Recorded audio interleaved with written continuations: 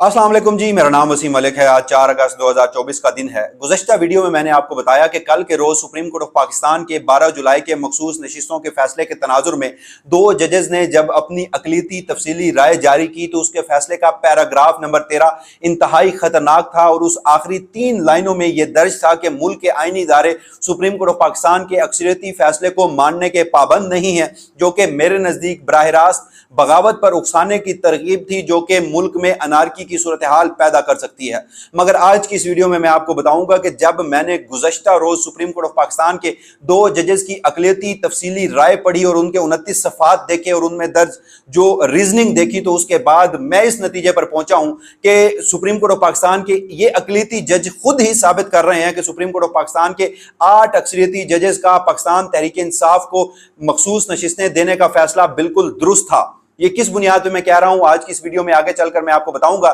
जबकि कल के रोज जारी होने वाली इसी अक़लियती राय ने चीफ जस्टिस काजी फैज़ ईसा और उनके जो हामी जजेस हैं और उनके साथ साथ वफाकी हुकूमत और जो इलेक्शन कमीशन ऑफ पाकिस्तान है, उनका जो गुज़श्ता 18 से 20 रोज का एक नैरेटिव था उसे भी तबाह करके रख दिया है। और सबसे आखिर में मैं आपको बताऊंगा कि किस तरह मखसूस नशिस्तों के अक्सरियती तफसीली फैसला जारी होने से पहले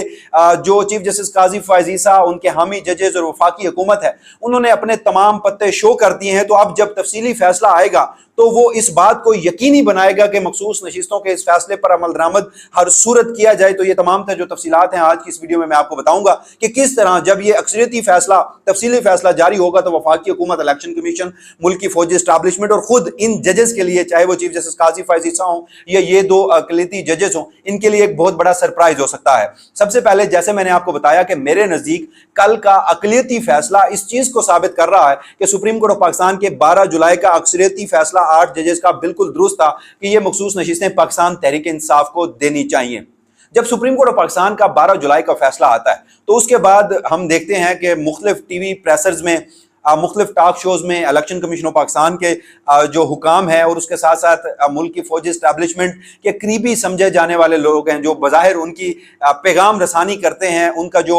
मुद्दा होता है वो मीडिया पर आकर रखते हैं, उनकी जानिब से एक बात बार बार की गई, वो ये था कि सुप्रीम कोर्ट ऑफ पाकिस्तान ने आइन को री राइट किया है। सुप्रीम कोर्ट ऑफ पाकिस्तान ने आइन को दोबारा लिखा है क्योंकि ये मखसूस नशिस्तें पाकिस्तान तहरीक इंसाफ को नहीं दी जा सकती थी। सुप्रीम कोर्ट ऑफ पाकिस्तान अपने दायरा अख्तियार से बाहर निकली है।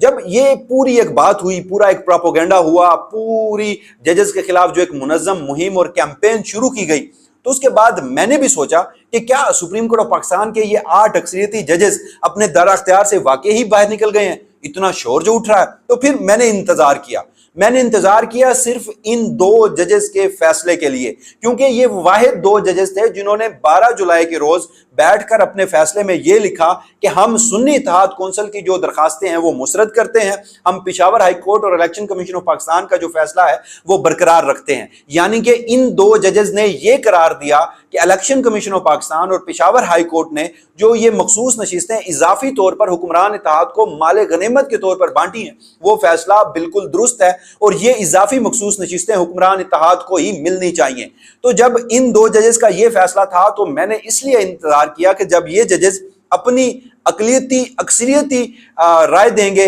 माजरत के साथ अपनी अक़लियती तफसीली राय देंगे, तफसीली फैसला जारी करेंगे, तो उसमें ये बताएंगे, ये रीजनिंग देंगे, ये जो वकला हैं उनके दलाइल को कोट करके, कुछ अदालती फैसलों को कोट करके, अदालती नज़ायर को कोट करके, आईन पाकिस्तान की इंटरप्रिटेशन करके, बिलखसूस आईन के आर्टिकल 51(6)D और E की इंटरप्रिटेशन करके, जो कि प्रोपोर्शनल रिप्रेजेंटेशन यानी कि मुतनासिब नुमाइंदगी की बात करता है, तो उससे ये चीज साबित करेंगे कि ये मखसूस नशिस्तें पाकिस्तान तहरीक इंसाफ या सुन्नी इत्तेहाद कौंसिल की नहीं बनती, बल्कि हुक्मरान जमात को जो इलेक्शन कमीशन इजाफी सूरत में माले गनीमत की सूरत में बांट चुका है वो बिल्कुल दुरुस्त है।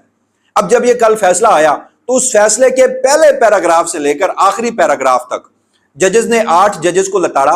इन 2 जजेस ने 8 जजेस के फैसले को गैर आईनी करार दिया। ये 2 जजेस अपने आईनी दायरा अख्तियार से बाहर निकले। इन 2 जजेस ने इलेक्शन कमीशन ऑफ पाकिस्तान और आईनी इदारों को सुप्रीम कोर्ट ऑफ पाकिस्तान के फैसले ना मानने की तरगीब दी। इन 2 जजेस ने कहा कि अभी तक अक्सरियती फैसला जो है तफसीली तौर पर वो क्यों नहीं जारी हुआ, उन पर सवालात उठाए। इन 2 जजेस ने जो नजरसानी की दरखास्त है वो गैर मौसर होने की तशवीश का भी इजहार किया। तो जब ये सारी बातें हो चुकी, मगर ये 2 जजेस 29 सफ़ात के इस तफसीली अक़लियती फैसले में کہیں پہ بھی یہ نہیں بتا سکے جناب کہ یہ جو مخصوص نشستیں ہیں یہ اضافی طور پر کس آئین کی بنیاد پر، قانون کی کس شق کی بنیاد پر، کن عدالتی نظائر کی بنیاد پر، اور وکلا کے جو آرگومنٹ ہیں ان کو دیکھتے ہوئے کس نتیجے پر یہ پہنچے ہیں، کون سی پریپوزیشن ڈرا کر کے انہوں نے یہ مخصوص نشستیں جو ہیں یہ براہ راست سیاسی جماعت حکمران اتحاد کو اضافی طور پر بانٹ دی ہیں۔ ان ججز نے کہیں پر بھی ایک فقرہ، ایک لائن میں اس بات کی ریزننگ نہیں دی۔ جیسے میں نے آپ کو بتایا باقی تمام تر چیزیں ڈسکشن میں ہیں، باقی اپنے دائرہ اختیار سے باہر نکل کر بھی کھیلا گیا ہے، مگر جو بات اصل بتانے والی تھی، جو ان کے جو مختصر فیصلے کی وجوہات تھی وہ بتانے والی تھی، وہ کہیں نہیں لکھی گئیں۔ ایک جگہ پر ایک پیراگراف میں ان دو ججز نے یہ لکھا کہ جناب ہمارے سامنے جو پروپورشنل ریپریزنٹیشن کا فارمولہ ہے، یعنی آئین کے آرٹیکل 51 6D اور E کا، وہ ہمارے سامنے چیلنج نہیں ہے، لہٰذا الیکشن کمیشن آف پاکستان کا فیصلہ بالکل درست ہے۔ پھر ساتھ ان دو ججز نے یہ بھی لکھا کہ جناب ہم آئین کے آرٹیکل 185 کے دائرہ اختیار میں بیٹھے ہیں، یعنی ہم ہائی کورٹ کے اوپر ایپلیٹ فورم پر اپیل سن رہے ہیں، لہٰذا ہم مزید کوئی فیصلہ نہیں دے سکتے، الیکشن کمیشن آف پاکستان کا فیصلہ جو ہے وہ برقرار رکھا جائے گا۔ اب جب یہ ججز اپنے مینڈیٹ سے باہر نکلے ہیں، یعنی پاکستان کی عدالتی تاریخ میں آج تک لاکھوں فیصلے لکھے گئے ہیں، سپریم کورٹ آف پاکستان کے بھی لاکھوں فیصلے ہوں گے، ان لاکھوں فیصلوں میں کسی جج کی یہ ہمت نہیں تھی کہ وہ جب اقلیت میں آئے تو وہ غصے کا اظہار کرے، یہ وہ اپنے ذاتی مقاصد کے لیے جو اکثریتی ججز ہیں ان کے فیصلے کو غیر آئینی قرار دے کر کنسرنڈ جو اتھارٹیز ہیں جنہیں اکثریتی حکم نامہ ملا ہے، جنہوں نے عمل درآمد کرنا ہے، ان کو یہ ترغیب دیں کہ آپ اس فیصلے کو نہ مانیں۔ اور کبھی 75 سالہ عدالتی تاریخ میں یہ نہیں کہا گیا کہ جی اکثریتی تفصیلی فیصلہ کب جاری ہوگا۔ تو جب یہ ججز اس حد تک نکلے ہیں تو اگر آئین پاکستان میں قانون کی کسی شق کے مطابق، کسی عدالتی نظائر کے مطابق، کسی وکیل کے دلائل کو اپناتے ہوئے یہ ججز یہ کیوں نہ بتا سکے کہ یہ مخصوص نشستیں حکمران جماعت کو اضافی طور پر یہاں پر اس قانون، آئین اور ضابطے کے تحت مل رہی ہیں، ایک ٹیکنیکلٹی کا سہارا لیا کہ جی ہمارے سامنے وہ قانون ہی چیلنج نہیں ہے۔ حضور آپ کے سامنے قانون چیلنج نہیں ہے اور پھر آپ کہتے ہیں کہ ہم آئین کے آرٹیکل 185 کے دائرہ اختیار سے باہر نہیں نکل سکتے، تو آپ پھر اس بینچ میں بیٹھے کیوں تھے؟ آپ ریکیوز کر دیتے، کیونکہ جب آئین کے آرٹیکل 185 کے تحت اپیل کا جو حق تھا وہ تو 3 ججز سن رہے تھے بیٹھ کر، جسٹس منصور علی شاہ، جسٹس محمد علی مظہر اور جسٹس اطہر من اللہ، ان تینوں نے اس کیس کو سنا پرائمری سٹیج پر، لیکن جب آئین کی تشریح کا معاملہ آیا، آئین کے آرٹیکل 51 6D اور E کی تشریح کا معاملہ آیا جو کہ براہ راست پروپورشنل ریپریزنٹیشن یعنی متناسب نمائندگی، یعنی اس اصول، اس فارمولے کا ذکر تھا، اس کی تشریح تھی جس کے تحت یہ مخصوص نشستیں بانٹی جاتی ہیں، یہ مخصوص نشستیں الاٹ کی جاتی ہیں سیاسی جماعتوں کو، تو اس وجہ سے یہ فل کورٹ بنا تھا۔ اور اگر آپ نے 185 کے دائرہ اختیار سے باہر بھی نہیں نکلنا تھا، آپ نے آئینی تشریح بھی نہیں کرنی تھی، آپ نے پروپورشنل ریپریزنٹیشن بھی نہیں دیکھنی تھی، تو آپ اس فل کورٹ میں بیٹھے کیوں؟ آپ ریکیوز کر دیتے، کیونکہ فل کورٹ کے بیٹھنے کا مقصد ہی آئینی تشریح تھا۔ جب 3 رکنی ججز کمیٹی کے سامنے یہ معاملہ بھیجا گیا، 3 رکنی ججز کمیٹی نے یہ طے کیا کہ یہ آئینی تشریح کا کیس ہے، یہ آئین کی انٹرپریٹیشن کا کیس ہے، پریکٹس اینڈ پروسیجر ایکٹ کے تحت فل کورٹ بنا رہے ہیں، تو آپ اس میں بیٹھ گئے، اور آخر میں جب آپ کو نہ تو کوئی قانونی، نہ آئینی، نہ ضابطے کا، نہ کسی عدالتی نظائر کا، اور نہ ہی کسی وکلا کے دلائل سے یہ چیز ثابت کرنے کو ملی کہ یہ مخصوص نشستیں حکمران جماعت کو اضافی طور پر دی جا سکتی ہیں، تو پھر آپ نے ٹیکنیکلٹی کا سہارا لیتے ہوئے کہا کہ جناب او کیونکہ یہ ہمارے سامنے چیلنج نہیں تھا لہٰذا ہم اس کے اوپر کوئی ریزننگ نہیں دیتے۔ تو ان ججز نے حکمران جماعتوں کو یہ اضافی نشستیں دینے کے فیصلے کی کوئی تفصیلی وجوہات نہیں لکھی، کیونکہ کوئی تفصیلی وجوہات نہیں تھی۔ تو جب ان ججز کے پاس کوئی تفصیلی وجوہات نہیں تھی تو اس کا مطلب ہے کہ 8 ججز کا اکثریتی فیصلہ بالکل درست ہے، اور اب وہ اپنے تفصیلی فیصلے میں اس بات کا بتائیں گے بھی صحیح کہ انہوں نے آئین کے کس اصول کے تحت، قانون کے کس اصول کے تحت اور کون سے دائرہ اختیار کو استعمال کرتے ہوئے ان تفصیلی وجوہات کی بنیاد پر یہ مخصوص نشستیں پاکستان تحریک انصاف کو دی۔ اور دوسرا، یہی وہ نقطہ تھا، یہی وہ مدعا تھا جس کے اوپر میں نے آپ کو بتایا کہ جو بیانیہ ہے وہ تباہ ہو چکا ہے۔ پچھلے 22 روز سے ایک ہی بیانیہ بنایا جا رہا تھا، آئین کو ری رائٹ کیا گیا، آئین کو ری رائٹ کیا گیا۔ ججز نے بھی یہاں پر کہا کہ یہاں پر آئین کو ری رائٹ کیا گیا، ایک نئی شک متعارف کروائی گئی، لیکن بتایا نہیں گیا کہ ہمارا جو فیصلہ ہے، جو ہم نے دیا ہے کہ یہ مخصوص نشستیں پی ایم ایل این کو،